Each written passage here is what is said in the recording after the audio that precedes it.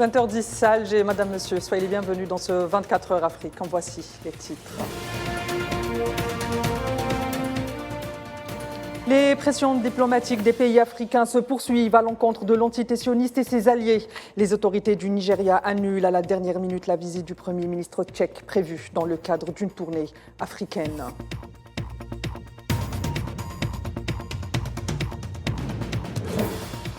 La session ordinaire de la Cour africaine des droits de l'homme et des peuples accueillie par l'Algérie pour sa 71e rencontre du genre.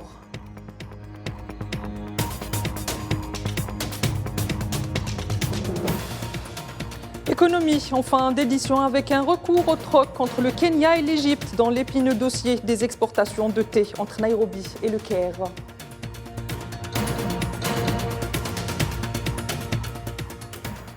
Le programme donc du Premier ministre tchèque Petr Fiala subit des changements. Il ne se rendra finalement pas au Nigeria car sa visite a été annulée à la dernière minute par les autorités nigérianes. La décision serait liée à la position de Prague quant au génocide palestinien à Gaza et son soutien total à l'entité sioniste. Pour rappel, depuis un mois, l'entité sioniste, en violation totale des droits internationaux et humanitaires, se donne à un génocide barbare à l'encontre de la population palestinienne à Gaza, où au moins 10 000 personnes sont tombées en martyrs, dont la moitié sont des enfants. Le Nigeria, aux côtés d'autres pays africains et du Sud, appelle à la désescalade immédiate.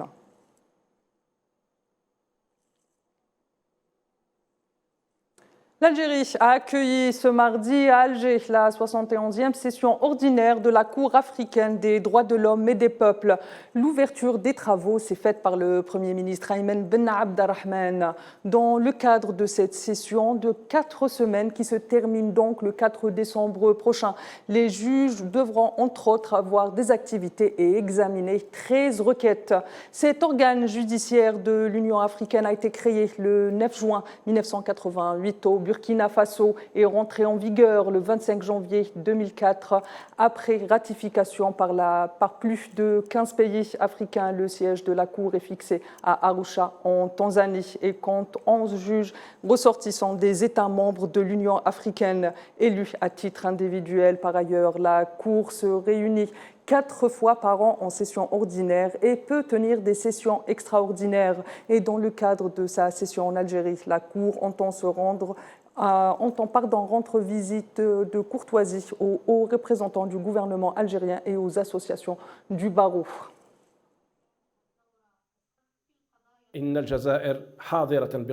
L'Algérie est présente en force dans tous les événements internationaux et régionaux. Elle contribue, se concerte, aide et adopte les résolutions décidées. Elle s'y tient au sein de ses lois domestiques. L'Algérie a également suivi un processus basé sur les droits de l'homme en ce qui concerne le droit économique, social et culturel, à la lumière du programme onusien tracé jusqu'à 2030 sur la réalisation des objectifs du développement durable. Cela s'ajoute aux engagements de notre pays à la concrétisation de la paix et la sécurité dans son voisinage ou au niveau régional et international grâce à une approche basée sur le principe de non-ingérence dans les affaires internes et le renforcement du règlement pacifique des crises et conflits. De son côté, le ministre algérien des Affaires étrangères et de la communauté nationale à l'étranger, Ahmed Attaf, est arrivé lundi soir en République de Roumanie dans le cadre d'une visite de travail. Cette visite s'inscrit dans le cadre des efforts conjoints visant à renforcer les relations de coopération et de partenariat entre les deux pays, ainsi que les échanges de points de vue et de coordination sur les questions régionales et internationales et d'intérêt commun, a indiqué un communiqué du ministère. Ahmed Attaf a été reçu notamment par son homologue Luminita Odobesco. Pour rappel, le chef de la diplomatie effectue cette visite dans le cadre d'une mini-tournée en Europe. Lundi, il s'est rendu en Slovénie où il a été reçu par la présidente du pays.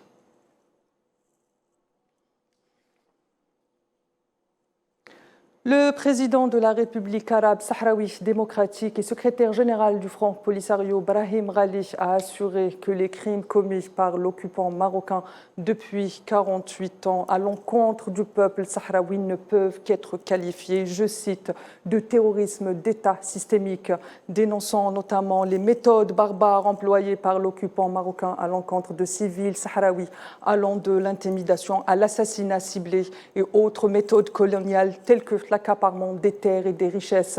S'exprimant à l'occasion d'un symposium national sur la santé qui coïncide avec la honteuse marche verte, Brahim Ghali n'a pas manqué de rappeler ce sinistre anniversaire, le qualifiant de marche rouge en raison du sang versé par les Sahraouis et de noir pour l'histoire de l'humanité. Le président sahraoui à cette occasion n'a pas manqué de rappeler que l'occupant marocain viole le droit international depuis 48 ans. En Tunisie, fin de cavale pour les 5 terroristes évadés d'une prison près de Tunis il y a une semaine, a indiqué le ministère de l'Intérieur, précisant par ailleurs qu'un des 5 terroristes évadés avait, lui, été appréhendé il y a quelques jours avec l'aide des citoyens du quartier où il s'était caché. Les 4 autres ont été arrêtés par l'unité spéciale de la garde nationale à l'aube du 7 novembre, alors qu'ils se cachaient à Bokourine, à une trentaine de kilomètres de la capitale.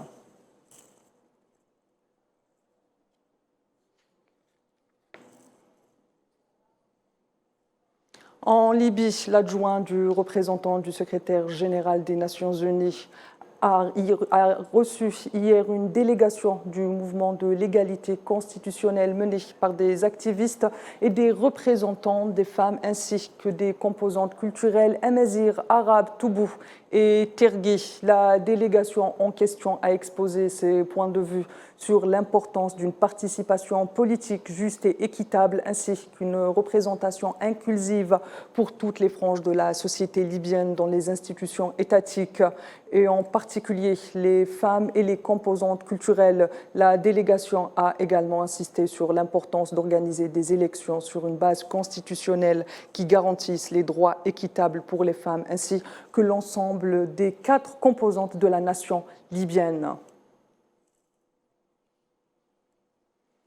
L'armée somalienne a annoncé la reprise d'une nouvelle zone qui était sous contrôle des éléments du groupe terroriste Al-Shabaab dans le centre du pays, une zone située à 16 km de la zone de Dabaglo dans le gouvernorat du Moudoug. Cette reprise aux terroristes s'est faite dans le cadre des opérations de ratissage dans des zones forestières du dit gouvernorat menées par l'armée somalienne. Pour rappel, depuis plus de 10 ans, les forces somaliennes combattent le groupe terroriste Al-Shabaab et ont annoncé l'intensification de ces opérations antiterroristes sur l'ensemble du territoire.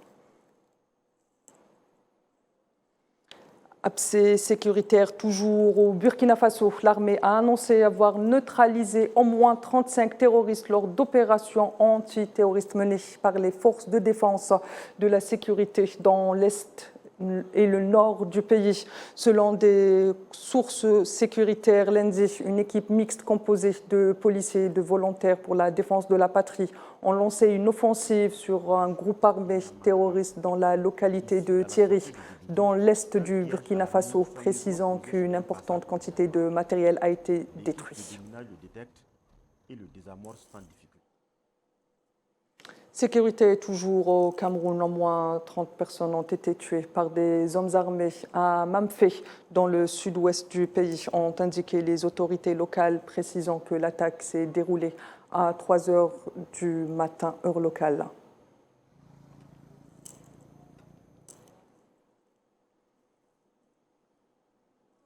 Au Soudan, la situation humanitaire ne va pas en s'améliorant et les Nations Unies et ses organes ne cachent pas leur inquiétude, en particulier la situation précaire des enfants. Selon les derniers chiffres des fonds des Nations Unies pour l'enfance, UNICEF, pas moins de 3 millions d'enfants ont été déplacés depuis le début du conflit entre l'armée du pays et les forces de soutien rapide. L'UNICEF exhorte notamment la communauté internationale et les parties belligérantes du conflit à intensifier d'intensifier leurs efforts afin de parvenir à une paix durable et de mettre un terme à la souffrance de millions d'enfants et leurs familles. L'UNICEF précise par ailleurs que quelques 14 millions d'enfants au Soudan ont un besoin urgent d'une aide humanitaire vitale. De son côté, Initiative mondiale met en garde et indique que plus d'1 million d'enfants de moins de 5 ans risquent de souffrir de malnutrition aiguë.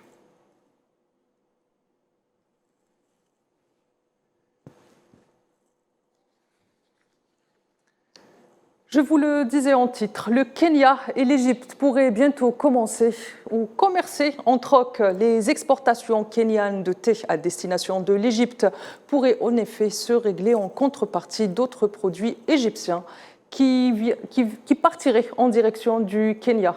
Les détails avec Khaldin Batache. Il pèserait dans les 2% du PIB selon les données officielles. Le commerce de thé constitue pour le Kenya l'une de ses principales sources de devises, car il en est l'un des principaux exportateurs dans le monde. Plus d'1 milliard de dollars de revenus liés à ce secteur ont été engrangés par le pays en 2022, notamment à travers ses exportations vers l'Égypte, l'un de ses plus gros clients, avec un montant de 154 millions de dollars. Sauf que les devises, l'Égypte et le Kenya en manquent cruellement en ce moment. Une configuration qui pousse l'Égypte à vouloir passer au troc plutôt que de dépenser ses précieux dollars dans l'achat du thé au Kenya. Après avoir évoqué dans un premier temps, selon des sources médiatiques, un accord pour le paiement shilling, en d'autres termes, en monnaie locale kenyane.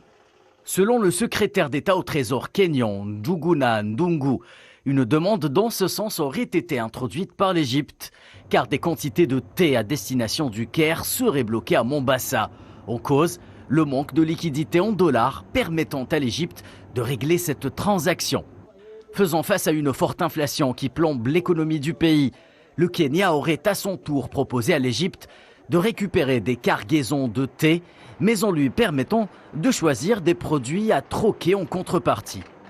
Voilà donc comment le troc pourrait s'imposer comme une nouvelle monnaie d'échange en Afrique, notamment entre pays frontaliers, d'autant plus que le mouvement vers la dédollarisation semble gagner de plus en plus de terrain. Une dynamique prise à bras-le-corps par l'Algérie notamment, en soutien aux exportations agricoles vers les pays du Sahel. Voilà, madame, monsieur, c'est déjà la fin de cette édition. Je vous donne rendez-vous demain. D'ici là, prenez soin de vous. Excellente suite des programmes sur Al 24 News.